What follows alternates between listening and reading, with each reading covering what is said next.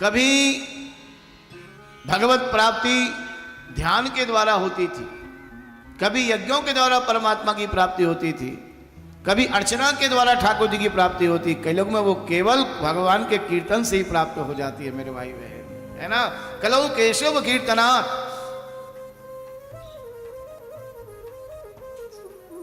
ऐसे पावन वृंदावन में भक्ति महारानी निरंतर नृत्य करती है और आप देखिए उसका प्रभाव भी हो रहा है। विदेशों में रहने वाले लोग भी सीधा वृंदावन में आके आहा कितना सुंदर भजन गा रहे हैं, कितना सुंदर भगवान की लीलाओं को गा रहे हैं और संस्कृत पढ़ के संस्कृत में संभाषण कर रहे हैं। इस भूमि का प्रभाव है। छोटे छोटे से बालकों के इंटरव्यू आ रहे हैं आजकल, उनसे पूछा जाता है तुम अपना देश छोड़ के क्यों आए? बोले वहां तो मटेरियल लाइफ है, स्पिरिचुअल लाइफ तो वृंदावन में ही है।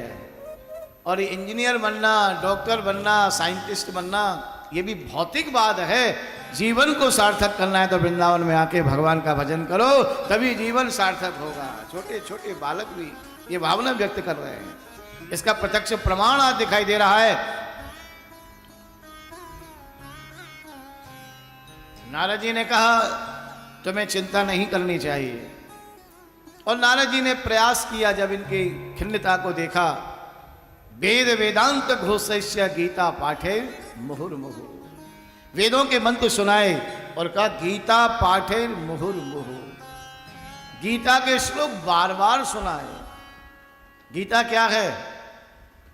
सर्वोपनिषदो गावो दोग्धा गोपाल नंदना, जिसका दोहन स्वयं हमारे कन्हैया ने किया है ना। दिव्य अमृत की प्राप्ति अर्जुन को बछड़ा बनाकर प्राप्त किया, दिव्य अमृत है। ऐसे अमृत जितना पिया जाए उतना कम है।